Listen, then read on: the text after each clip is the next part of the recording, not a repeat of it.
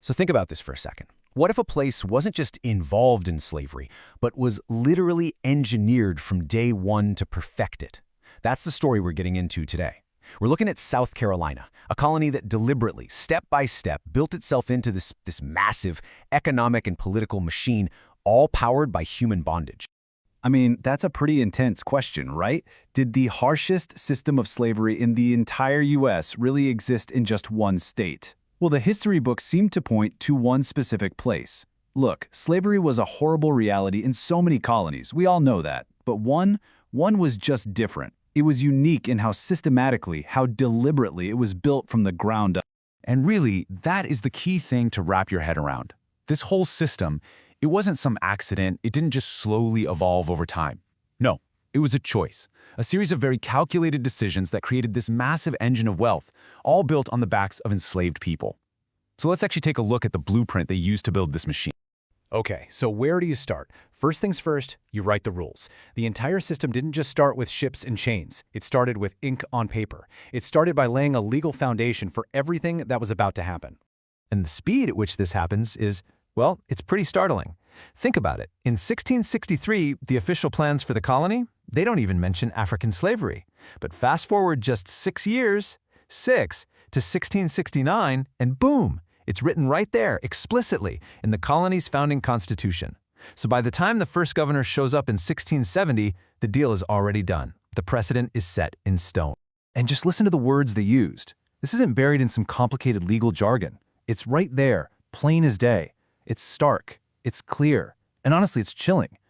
Every freeman of Carolina shall have absolute power and authority over his Negro slave. Absolute power and authority. Wow. That one sentence, that became the legal bedrock for the entire brutal system that came next.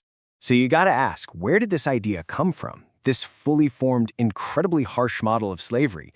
Did South Carolina just invent it out of thin air? Nope, they imported it.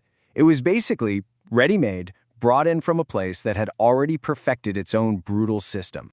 You see, the guys who founded the colony, the Lords Proprietors, they were desperate to attract settlers who knew what they were doing. And the most valuable recruits? They were the colonists from the British sugar island of Barbados. Why? Because in Barbados, this incredibly harsh, incredibly profitable system of slavery was already running like a well-oiled machine. So to get these guys to move to Carolina, the proprietors basically said, "What do you need?" And they changed the rules specifically so these men could bring their enslaved laborers with them. And this is what makes South Carolina's story so different. I mean, other colonies used all kinds of labor, right? They had indentured servants from Europe, they enslaved indigenous people. But South Carolina, they made a very conscious choice right from the get-go. They decided that enslaved African labor wasn't just going to be part of their economy, it was going to be the sole foundation of it. And the reasons for this choice? They were coldly practical.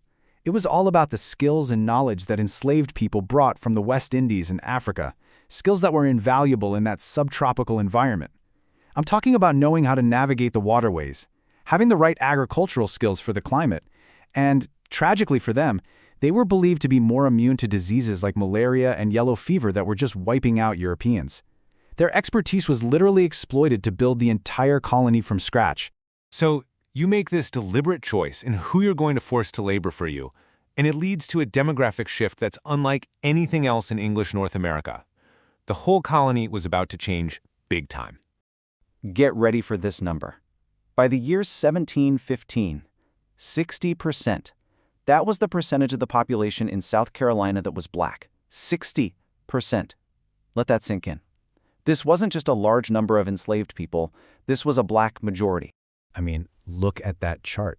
The numbers are just so stark. The enslaved population wasn't just supporting the colony. In terms of sheer numbers, they were the colony. And that single fact, that demographic reality, it would shape absolutely everything that came next, from the crazy booming economy to this deep, pervasive culture of fear among the white minority. And check this out.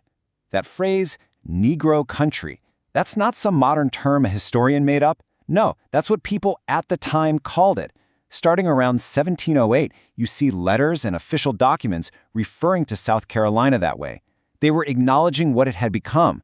The colony was now something totally, fundamentally different from all of its neighbors. And you can imagine, right? Having a black majority created this deep, constant fear among the white colonists. They knew every single day that they were outnumbered. And that fear, it just fueled a vicious cycle. The constant threat of an uprising led to even more brutal laws, even stricter controls, even harsher punishments. All of it designed to hold on to that absolute power the law gave them. Okay, so let's piece it together. We've got the legal framework. We've got the imported model from Barbados. We've got the demographic reality of a black majority. But why? What was the whole point of this incredibly detailed, meticulously constructed system? Well, the answer, as it so often is, was money. But it's funny, people living there at the time had a pretty harsh view of the folks running the show. Take Reverend Gideon Johnston. He was living right there in Charlestown, and he didn't see these industrious pioneers everyone talks about. He described the English colonists as disorderly, lazy, and, get this, the vilest race of men upon the earth. That is a stunning condemnation coming from inside the colony. And yet, despite what the Reverend thought, the system worked. I mean, it worked exactly as it was designed to. All that forced labor from the black majority generated insane profits from rice and indigo. So much so that by the 1760s, South Carolina had become the single wealthiest colony in all of the Americas.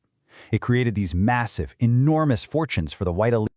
So let's just run through that blue point one more time. It's really a clear four-step plan, isn't it? Step 1, write absolute power into your founding laws. Step 2, don't start from scratch. Just import a model of slavery that's already been perfected. Step 3, deliberately create a population where enslaved people are the majority. And Step 4, build your entire economy on top of that foundation. Simple, brutal, and effective. And that machine they built, it would keep running for another century and a half. The leaders who came out of South Carolina would go on to become the fiercest defenders of slavery on the national stage. Which really leaves us with one last massive question to think about. When a system is built so deliberately, so intentionally, and runs for so long, how does that shape every single thing that comes after?